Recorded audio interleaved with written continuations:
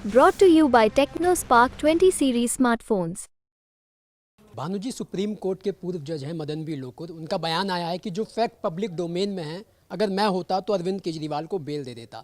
तो जिस तरीके से ईडी ने पीएमएलए एक्ट के तहत आरोपियों को सरकारी गवाह बनाकर उनके बयान के आधार पर अरविंद केजरीवाल को गिरफ्तार किया है, आपकी नज़र में क्या ये गिरफ्तारी गैर कानूनी है और कब तक अरविंद केजरीवाल को बेल मिल सकती है? नहीं, देखिए, कब तक मिलेगी बेल ये तो सुप्रीम कोर्ट बताएगा।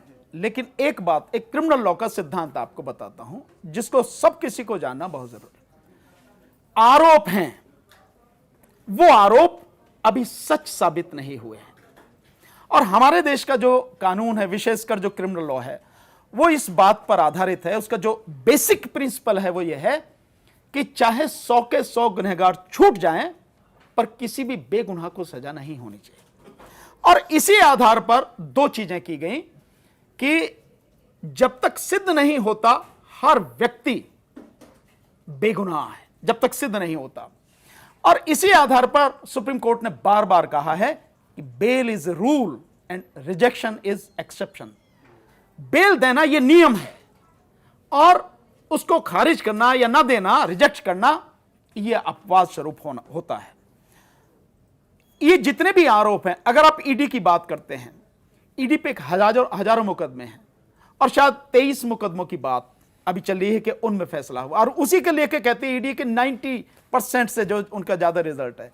तो आपके जो हजारों मुकदमे उसमें क्या हुआ?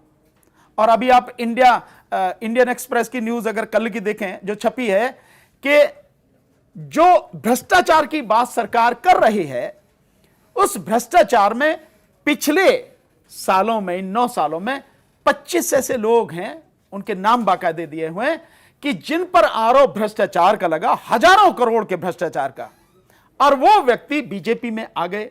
कोई चीफ मिनिस्टर बन गया, कोई मंत्री बन गया, कोई उप मुख्यमंत्री बन गया, और उनमें से 25 में से 23 के खिलाफ किसी तरह की कोई जांच नहीं, या तो ठंडे बस्ते में है या खत्म कर दी गई है, मात्र 2 पर मुकदमे चल रहे हैं। ये ईडी और इन सब का जैसे इस्तेमाल किया जा रहा है। केवल बेल देने के लिए 2 चीजों का ध्यान होना चाहिए सिर्फ। और जस्टिस मदन बी लोकुर बहुत अच्छे सुप्रीम कोर्ट के जज हैं। ऐसे बहुत कम सुप्रीम कोर्ट के जजेस हैं जिनकी रेपुटेशन इतनी अच्छी है जैसे जस्टिस मदन बी लोकुर जी की है। सो उसका सिंपल है कि जब ट्रायल चलेगा, उस ट्रायल के दौरान ये व्यक्ति अवेलेबल रहेगा या नहीं रहेगा। दूसरा, ये इसी तरह का क्राइम तो नहीं करेगा। केवल ये अपनी कल्पना है, कर सकते हैं, आप मान सकती है कोर्ट की, हाँ भी कर भी सकता, नहीं भी कर सकता, उसके लिए उसका रिकॉर्ड जो है पीछे का, उसे देख सकती है। दूसरा यह है कि यह व्यक्ति एविडेंस को टेम्पर तो नहीं करेगा, विटनेसेस को डराएगा धमकाएगा तो नहीं। सिर्फ यह चीज देखनी होती है, और यह कंडीशन कोर्ट बेल देते समय लगाती है। ये जितनी भी अरेस्ट हो रही हैं, चाहे वो अरविंद केजरीवाल जी की हो, चाहे संजय सिंह जी की हो, चाहे सिसोदिया जी की हो, ये जितने भी हैं, ये सब पॉलिटिकली मोटिवेटेड हैं और कुछ नहीं है। जहां तक इनकी बात है केस के उसमें है, ये कहीं भी स्टैंड नहीं करते। मैं थोड़ा सा आपको पीछे लेके जाता हूं। जो दिल्ली दंगों में 2-3 लोगों की जमानत दी थी हाई कोर्ट ने, और वो 1 साल के बाद दी थी। अब मुझे नाम उनका ध्यान नहीं आ रहा है वो कौन लोग हैं, पर उनकी जमानत देते समय बाकायदा हाई कोर्ट ने कहा था कि इन लोगों के खिलाफ किसी तरह का कोई सबूत नहीं, कोई एविडेंस नहीं है। जो इन्वेस्टिगेटिंग एजेंसी है वो कुछ भी सिद्ध नहीं कर पा रही है, तो उन्हें बेल दी।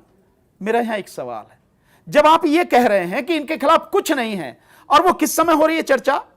वो चर्चा हो रही है जब चार्जशीट कोर्ट में फाइल है। चार्जशीट फाइल होने के बाद कोई भी ऐसा पेपर नहीं रह जाता है जो कोर्ट के सामने नहीं होता, क्योंकि अगर किसी को अरेस्ट किया जाता है तो या तो 90 दिन में या 60 दिन में, जो लॉ की अपनी सिचुएशन है उसके हिसाब से।